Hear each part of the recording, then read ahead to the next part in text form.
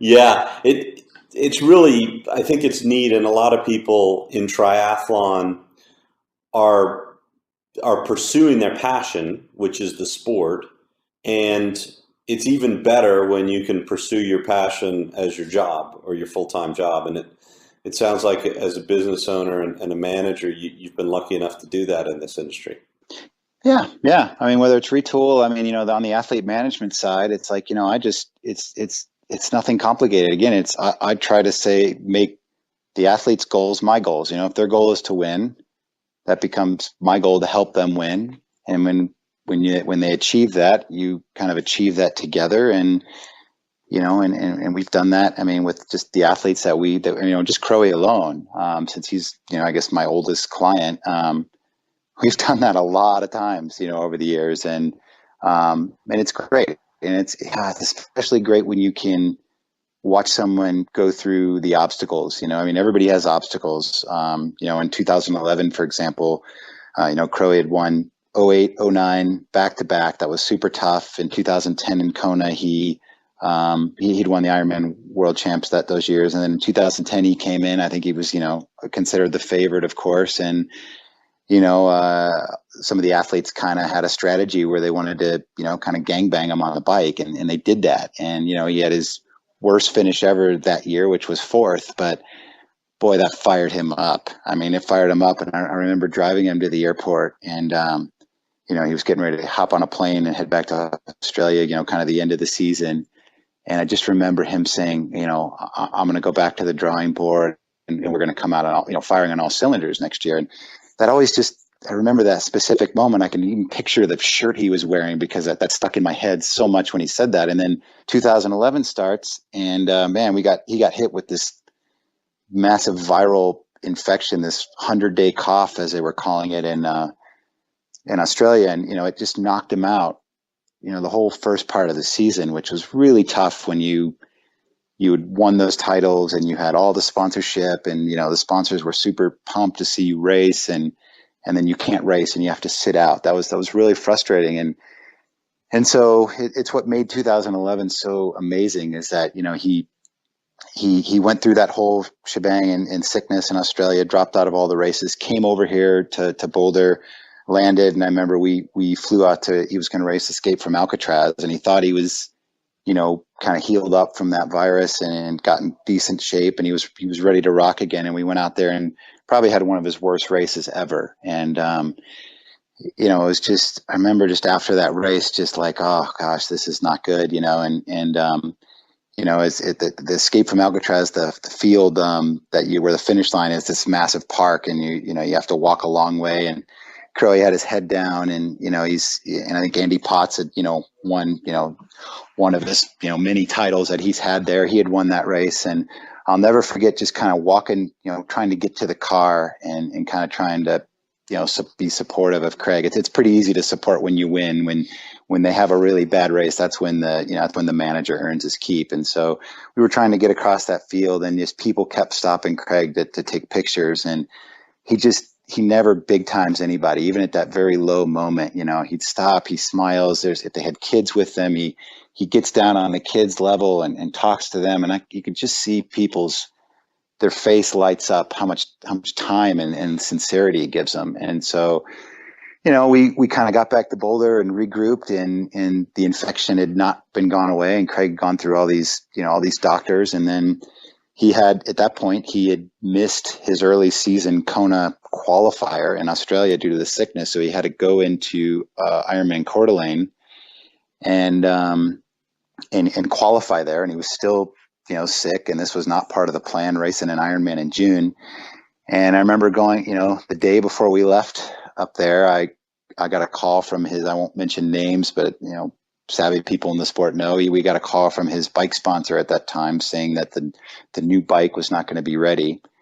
And I kind of chose to withhold that news to Craig until after Coeur d'Alene, and he ended up going to that race and winning. And I think that was, his confidence had come back. And I remember telling him the news, a little bit after the race, and he was pretty upset about it. And we tried to, work it out with this particular company, and that was really the only kind of black mark he had ever had in his career in terms of saying, okay, we are going to have to choose, my performance needs over, a sponsor, which, was he just never done before. So, we've kind of termed that time in his career Bikegate, and we had had to do sponsor switches and all sorts of stuff that was incredibly stressful. I mean, I'd never kind of seen Craig lose his cool during that period, but we ended up getting through it and ended up literally the week of Kona, figuring out getting all the sponsors and the new partners and everything worked out.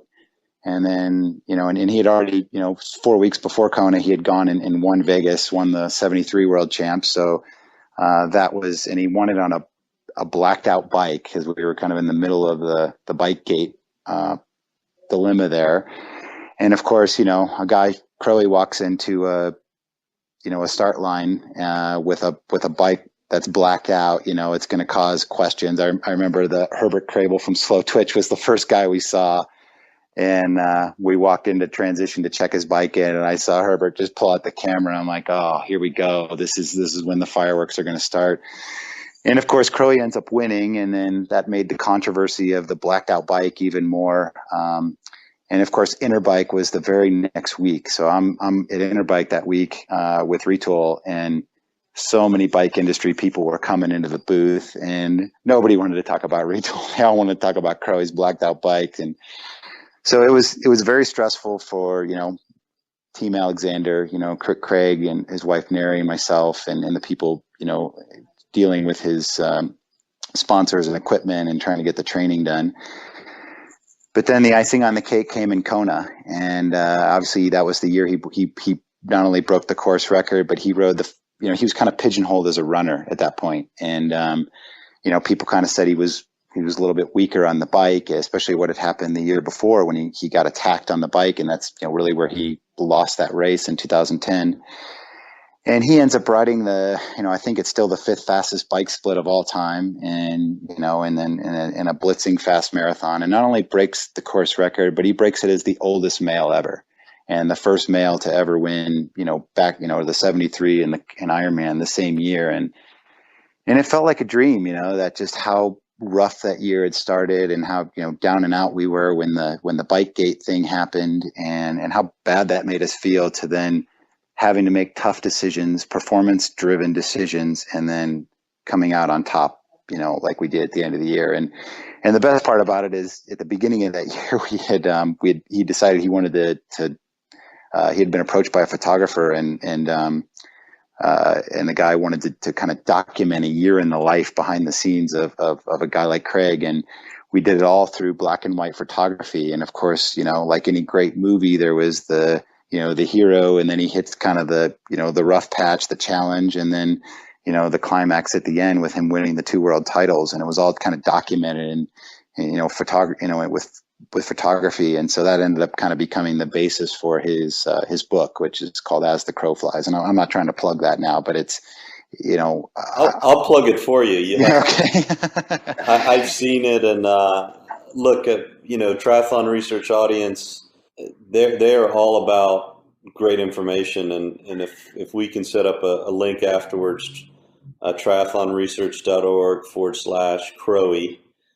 And, you can just get me some information, and I'll get people, if you can sort something out, if you could get Crowie to sign books that people get, I'd be happy to get that to the audience, because I'm sure a lot of people would love to see that book. Sure. Yep, we can do that. But yeah, the book it's cool, because it really documents, that 1 year in his life, which happened to be that just, it's a very typical roller coaster of what ends up being an epic year in an athlete's career. So, and I mean, all the performance things and the wins aside, at the end of the day, if I had to summarize what it's like working with Craig all these years, the most impressive characteristic of him is that I truly feel like he approaches his professional and off the race course life with very little ego. He is not full of himself. He is very much a family driven man, and continues not to big time anybody. So, he's getting into coaching now as he gets kind of towards the tail end of his career, and appropriately he's named his coaching company Sense Ego, so meaning without ego. And that's kind of a great way to live life. I mean, nobody lives fully without ego, but to be able to just try to remove, kind of the egotistical, the cocky side of being a very successful professional athlete, and just really staying very humble. I mean, I think that's very hard to do. I don't think a lot of athletes at his level have been able to have done that over the years. So that's probably so if anything I was most proud of, I love the fact that he has been able to keep that demeanor all these years. And even now, where he's, it's a lot harder for him to win at age 41, and, 3 kids in tow, and, with so many sponsor and kind of media obligations, it is hard to just get the training done that he used to be able to do. And he still wakes up every day with a smile on his face, and is just very, very happy to be in this community of triathlon. And I mean, it shows every day in his action. So I'd say that's the thing that makes me, that's the biggest most satisfying thing about this